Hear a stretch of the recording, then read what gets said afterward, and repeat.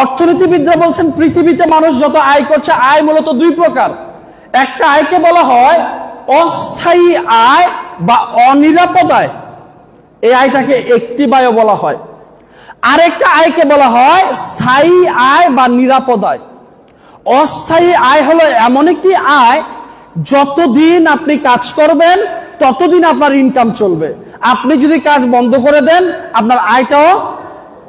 উদাহরণস্বরূপ, একজন চাকরিজীবী, সে 10 বছর চাকরি করার পর যদি চাকরি ছেড়ে দেয়, তার ইনকাম কি আসবে? একজন প্রবাসী যদি 15 বছর পর দেশে চলে আসে, তার ইনকাম কি চলবে? অর্থাৎ কাজ বন্ধ করে দিলে ইনকাম বন্ধ হয়ে যায়। এ জাতীয় আয়কে বলা হয় অস্থায়ী আয়। আর স্থায়ী আয় হলো এমন একটি আয়, একবার যদি ইনকামটাকে আপনি ডেভেলপমেন্ট করতে পারেন, এই ইনকামটা কন্টিনিউ চলবে, এমনকি আপনার অবর্তমানে আপনার ইনকাম চলমান থাকবে। উদাহরণস্বরূপ, ঢাকা শহরে যিনি একটি 10 তলা বিল্ডিং করেছেন, তিনি কয়বার গড়ে তুলেছেন? কিন্তু এখান থেকে সে ভাড়া পাবে কয়বার? সে যদি অসুস্থ হয়ে যায়, তখন কি ভাড়া আসবে? মার্ক জুকারবার্গ কষ্ট করে একবার ফেসবুক ডেভেলপ করেছেন।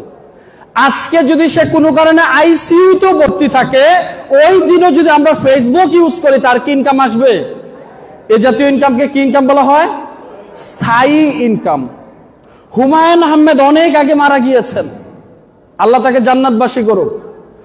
আজকের দিনেও তার বই ছাপা হয়, বিক্রি হয়, তার পরবর্তী প্রজন্ম কি ইনকাম পায়? তাহলে স্থায়ী আয় হলো এমন একটি আয়, যে আয়টি একবার আপনি তৈরি করতে পারলে এই আয়টি চলমান থাকবে, এমনকি আপনি অবসর গ্রহণ করলে অথবা আপনার পরবর্তীতে আপনার পরবর্তী প্রজন্ম এখান থেকে ইনকাম ভোগ করবে। হ্যালো,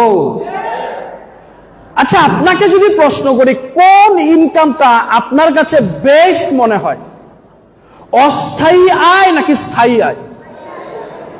অস্থায়ী আয় না স্থায়ী আয়? কিন্তু অধিকাংশ মানুষ আমরা স্থায়ী আয়ের জন্য কাজ করছি নাকি অস্থায়ী আয়ের জন্য? আজকে আমরা ক্লিয়ার করব, এক্সিলেন্ট ওয়ার্ল্ডে পার্ট টাইম সময় দিয়ে শুধু একটা ইনকামকে নিশ্চিত করবেন না, এমন একটি ইনকাম নিশ্চিত হবে যেখান থেকে আপনি একটি স্থায়ী আয় নিশ্চিত করতে পারবেন। আমরা কি স্থায়ী আয় করতে চাই?